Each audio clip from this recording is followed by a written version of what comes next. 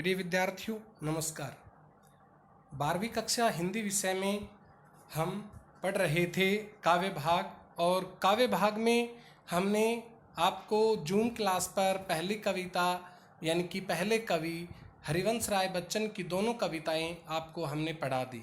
लेकिन कुछ बच्चों के विचार आए कि सर एक बार जो पिछले 5 आत्म परिचय के पहरे हैं वो एक बार फिर से दोहराएं।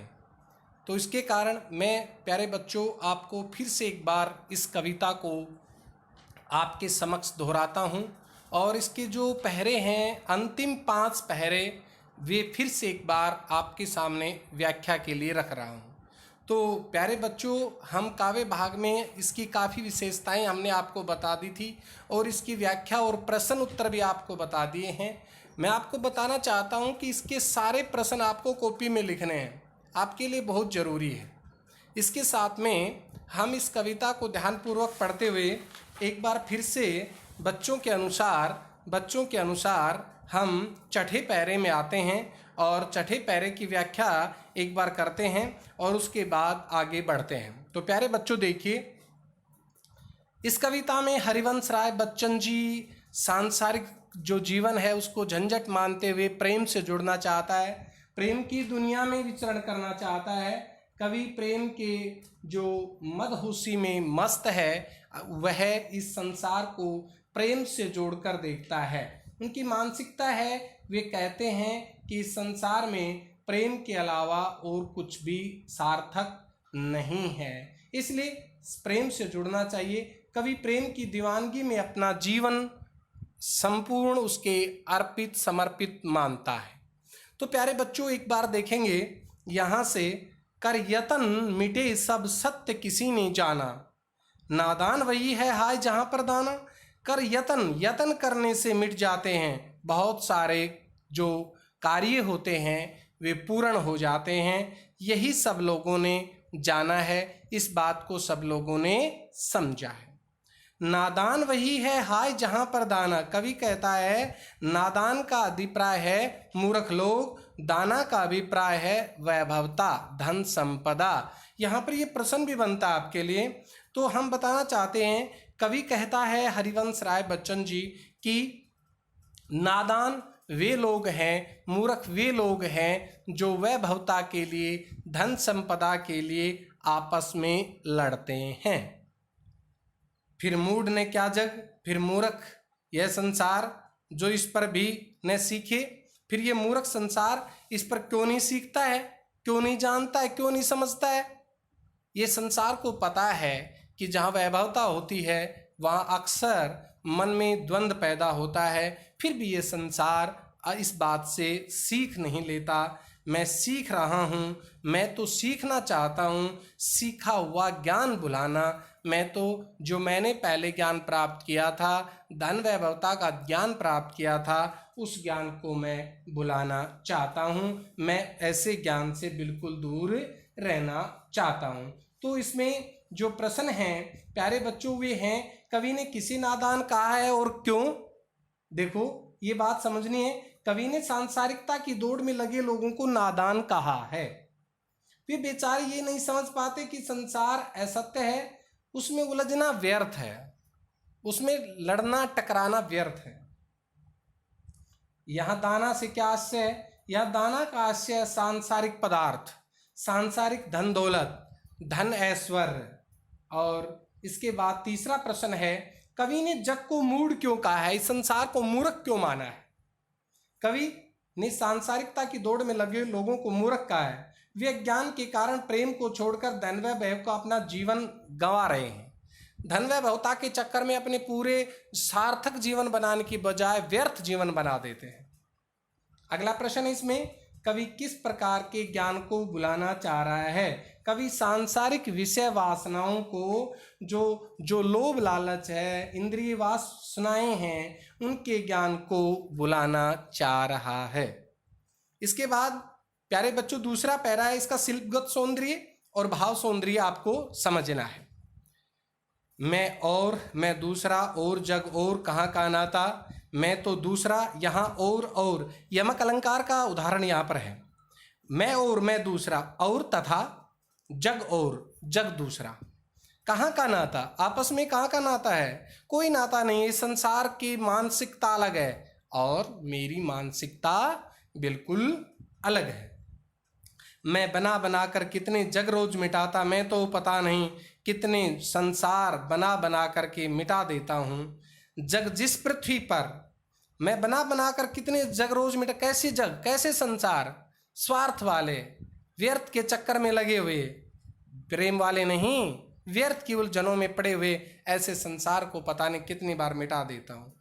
जग जिस पृथ्वी पर जोड़ा करता वैभव, ये संसार जिस धरती के ऊपर धन संपदा जोड़ा करता है, मैं प्रतिपग से, मैं प्रत्येक कदम से उस पृथ्वी को ठुकराता। ऐसी पृथ्वी को, जैस संसार में जो प्रत्येक कदम के ऊपर धन संपदा के चक्कर में पड़े रहते हैं, ऐसी पृथ्वी को मैं ठुकराना चाहता हूँ, क्योंकि मैं तो प्रेम वाली पृथ्वी की पूजा अर्थात उससे जुड़ना चाहता हूँ। तो प्यारे बच्चों, इसके जैसे प्रश्न देखते हैं तो एक बार इसके प्रश्न भी अलग से बनते हैं। जैसे कि कई प्रश्न बीच में आते हैं तो मैं आपको बताना चाहता हूँ। जैसे प्रश्न है इसका मैं और, तो कवि जो है कहता है कि इसमें प्रश्न बनता है कि कवि स्वयं को संसार से अलग क्यों करता है? कवि संसार से अलग क्यों कहता है, मैं संसार से अलग हूँ? कवि अन्य सांसारिक प्राणियों के वैभव की तरह से, धन संपदा की तरह से चक्कर में नहीं पड़ना चाहता है। वह पागल नहीं है कि धन संग्रह करे, वह सामान्य भागदौड़ से बिल्कुल भी दूर है। इस प्रकार प्यारे विद्यार्थियों, दूसरा प्रश्न है इसका, और जग और कहाँ का, भाव स्पष्ट कीजिए। दो और आए हैं इसके अंदर। इसका आशय संसार कवि की भावनाओं को नहीं समझता, वह प्रेम प्यार की दुनिया से अलग धन वैभव की ओर दुनिया में खोया रहता है। कवि का संसार से नाता क्यों नहीं बन पाता है, प्रश्न ये है। ऐसे प्रश्न बड़े भी आ सकते हैं। तो कवि का संसार से नाता क्यों नहीं बन पाता है? देखो प्यारे बच्चों, कवि प्रेम से पागल है, जबकि संसार धन वैभव में मस्त है। दोनों के लक्ष्य भिन्न हैं, इस कारण कवि का संसार से नाता नहीं बन पाता है। और अगला प्रश्न है, भावार्थ स्पष्ट कीजिए। कवि कौन कौन से संसार बनाकर रोज मिटाता है, इसका प्रश्न का उत्तर दीजिए। तो आप देखिए कि कवि मन ही मन कल्पना करके नए नए प्रेम भरे संसार की रचना करता है, परंतु जब वह संसार प्रेम की कसौटी पर खरा नहीं उतरता तो वैसे उसे मिटा डालता है, समाप्त कर देता है। इस प्रकार वह निरंतर नए प्रेम में संसार की रचना में लीन रहा करता है। मैं प्रतिपग से उस पृथ्वी को ठुकराता, मैं प्रत्येक कदम से, कवि कहता है कि धन वैभव के पीछे पागल संसार को कदम कदम पर ठुकराता हूँ।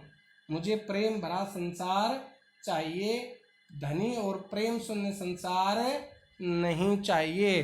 प्रेम शून्य संसार मैं बिल्कुल भी पसंद नहीं करता हूँ। तो इसके बाद प्यारे विद्यार्थियों, अगला पैरा है, मैं निज रोदन में राग लिए फिरता हूँ। कवि कहता है, बहुत अच्छी कविता है, यदि मन लगा के पढ़ा जाए तो इस पे मन लग जाता है। मैं निज रोदन में राग लिए फिरता हूँ, मैं अपने रोने में भी राग लिए फिरता हूँ। मेरे रोने के अंदर जो मैं विलाप करता हूँ, मैं अर्थात इस संसार को ठुकराने की जो कोशिश में राग अलापता रहता हूँ, उसमें भी एक बहुत बड़ा गीत है। शीतलवाणी में आग लिए फिरता हूँ, इंपॉर्टेंट लाइन, मोस्ट इंपॉर्टेंट। शीतलवाणी में आग लिए फिरता हूँ, मैं तो शीतल अर्थात ठंडी वाणी के अंदर भी मेरी में आग भरी हुई है। क्यों? क्योंकि इस संसार को में प्रेम नहीं है, इसलिए शीतल वाणी में, वाणी शीतल है लेकिन उसके प्रति आग भरी हुई है। हो जिस पर भूपों के प्रसाद निछावर, हो जिस पर राजाओं के महल न्योछावर होते हैं, मैं वह खंडहर का भाग लिए फिरता हूँ। मैं जिस पर राजाओं के महल न्योछावर हो जाते हैं, प्रसाद महल न्योछावर हो जाते हैं, मैं उसकी बजाय मैं तो एक छोटा सा खंडित संसार लिए फिरता रहता हूँ। तो इसमें कवि कहता है, प्रश्न है, आज से स्पष्ट कीजिए कि मैं निज रोदन में राग लिए फिरता हूँ, ये प्रश्न बने। प्रश्न छांटने के लिए बात कह रहा हूं मैं। तो आप इसका उत्तर क्या देंगे?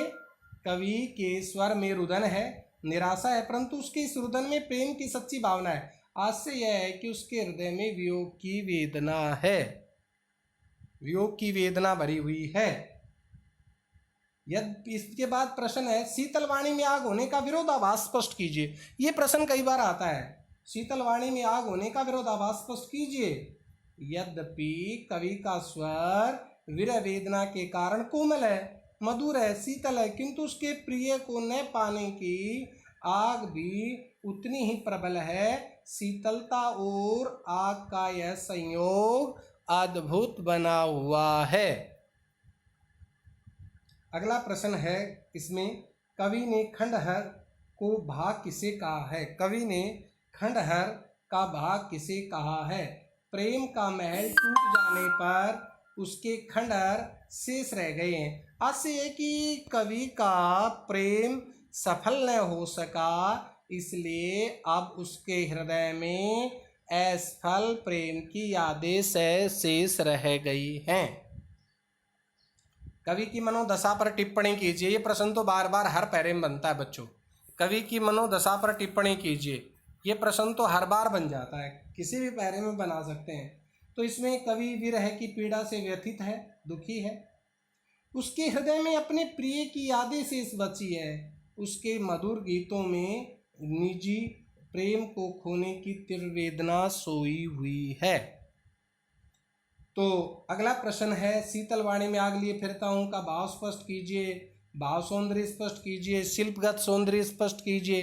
तो ये प्रश्न मैं आपको वैसे भी एक बार लिख करके भी भेजूंगा और आपको अपनी तरफ से ये पूरा एक पहरा आता है, प्रश्न नंबर 8, यानी कि प्रश्न पत्र जो आता है सीबीएसई का, उसमें प्रश्न पत्र 8 में यही क्वेश्चन होता है। अगला देखिए, मैं रोया इसको तुम कहते हो गाना, इसको तुम गाना कहते हो, गान कहते हो। कवि रोता है तो संसार उसे गाना कहता है। मैं फूट पड़ा और तेज तेज रोने लग गया, आंसू बहाने लग गया, तो तुम कहते हो उसे छंद बनाना, तुम उसे छंद बनाने की संज्ञा देते हो। क्यों कवि कहकर संसार मुझे अपनाए? क्यों कवि ये संसार मुझे कवि कहकर नहीं अपनाएगा? मैं दुनिया का हूँ एक नया दीवाना, मैं तो इस दुनिया का एक नया दीवाना हूँ, पागल हूँ, अर्थात प्रेम को लिए हुए घूमने वाला हूँ। तो इसमें प्यारे बच्चों जैसे कि प्रश्न बनता है कि जनता गाना किसे कहती है? जब कवि अपनी पीड़ाओं पर कराता है और कविता लिखता है तो उसे जनता उसे गाना कहती है। छंद बनाने और फूट पड़ने से कवि का क्या संबंध है? जब कवि की तीव्र वेदना संगीत में शब्दों में फूट पड़ती है तो लोग उसे छंद रचना कहते हैं। आशय यह है कि छंदों का उद्गम भावनाओं के सहज विस्फोट से होता है। कवि स्वयं को क्या कहना पसंद करता है और क्यों? कवि स्वयं को कवि नहीं दीवाना कहना पसंद करता है। जैसे आया है ना, मैं हूँ एक नया दीवाना, दीवाना कहना पसंद करता है। तो दीवाने की संज्ञा देता है। कवि अपने कविता में के बारे में क्या कहना चाहता है? कवि अपनी कविता के बारे में यह कहना चाहता है कि उसमें उसकी निजी प्रेम पीड़ा है, वेदना तथा दीवानगी प्रकट हुई है। उसकी कविता उसके निजी अनुभवों का की देन बनी हुई। इसके बाद प्यारे विद्यार्थियों, इसका भाव सौंदर्य और शिल्प सौंदर्य भी आपको देखना है।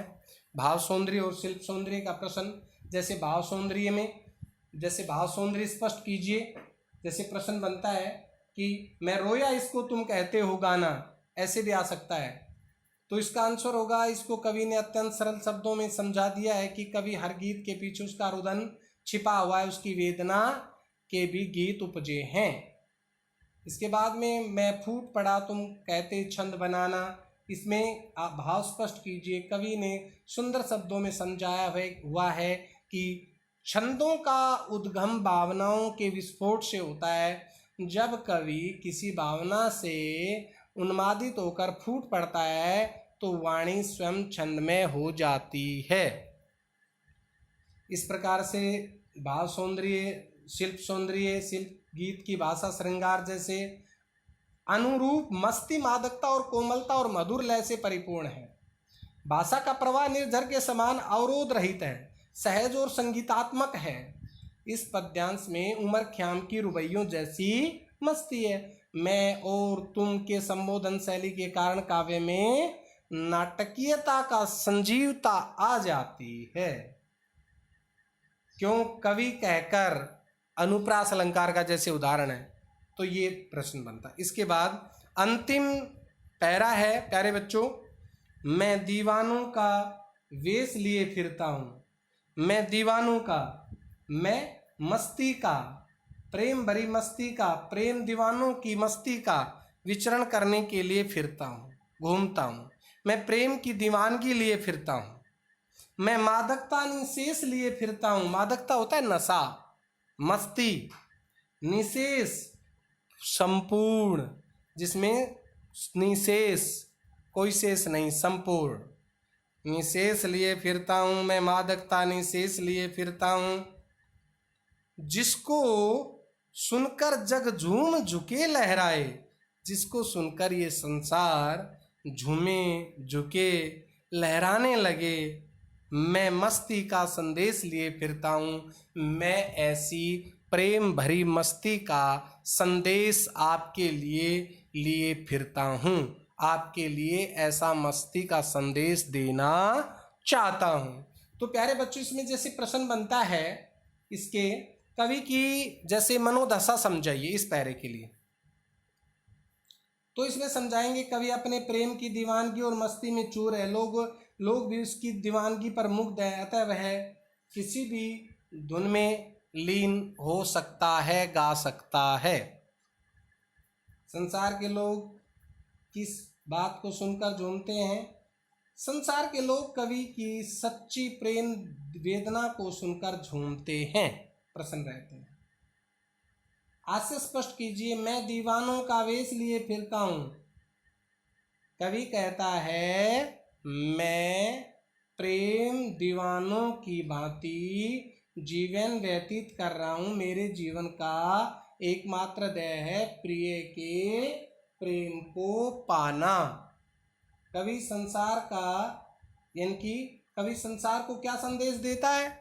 कवि संसार को यह संदेश देता है कि सांसारिक झंझटों को भूलो और प्रेम की मस्ती में स्वयं को लीन कर लो, उससे जुड़ जाओ, जिससे आपको फायदा बनेगा। तो इसके बाद में ये प्रश्न अर्थ ग्रहण संबंधी थे प्यारे बच्चों। इसके बाद में इसके प्रश्न बनते हैं जैसे शिल्प सौंदर्य और भाव सौंदर्य के। इसके बाद हमारे ये कविता के प्रश्न पूरे होते हैं। एक बार मैं ये अगली कविता आपके सामने दोहराता हूँ। दिन जल्दी जल्दी ढलता है। कवि कहता है कि दिन जल्दी जल्दी ढलता है। दिन जल्दी जल्दी नहीं ढल रहा, मन के भाव है। क्योंकि जब संध्या होती है तो पंछी अपने घर को चलता है तो उसे लगता है कि दिन जल्दी जल्दी ढल रहा है। प्रत्येक व्यक्ति को, प्रत्येक जीवधारी को संध्या काल के अंदर अपने घर दौड़ने की चाह लगी रहती है।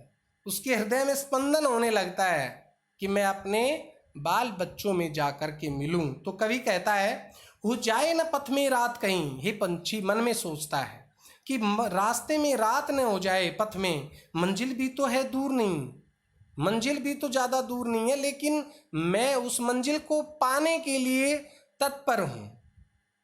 यह सोच थका दिन का पंथी भी जल्दी जल्दी चलता है। यह सोच करके थका हुआ दिन का कार्य करने वाला पंथी जल्दी जल्दी घर की तरफ चल पड़ता है। दिन जल्दी जल्दी ढलता है। बच्चे प्रत्याशा में होंगे। कवि कहता है कि जब घर जाने की चाह होती है तो उसमें बच्चे आशा लगाए बैठे होंगे, नीडों से झांक रहे होंगे और घोंसलों से झांक कर देख रहे होंगे।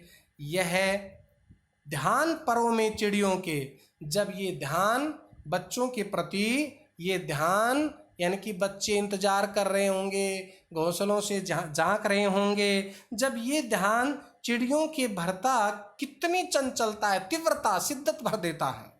दिन जल्दी जल्दी ढलता है और दिन जल्दी जल्दी ढलने लग जाता है। आगे कहता है मुझसे मिलने को कौन विकल। कवि अपनी पीड़ा को कहता है, क्योंकि कवि छायावादी कवि है और अपनी पीड़ा को तो जरूर मिलाएगा हर कविता में।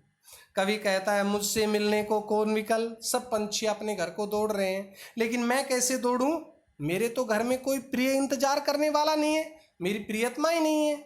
मुझसे मिलने को कौन व्याकुल। प्रश्नात्मक शैली, प्रश्नवाचक चिन्ह है। मैं हूँ किसके हित चंचल, मैं किसके प्रति मन लगा करके अपने मन में चंचलता भरूं, तीव्रता भरूं। यह प्रश्न स्थिर करता पद को, यह प्रश्न पैरों को स्थिर कर देता है, कमजोर कर देता है। भरता उर में विह्वलता है, व्याकुलता भर देता है। दिन जल्दी जल्दी ढलता है और दिन जल्दी जल्दी ढलने लग जाता है। यह प्रश्न कौन सा प्रश्न? यह प्रश्न मुझसे मिलने को कौन विकल, मैं हूँ किसके हित चंचल। ये प्रश्न, इसको खोल के समझाना है प्यारे बच्चों। यह प्रश्न स्थिर करता पद को, ये स्थिर कर देता है।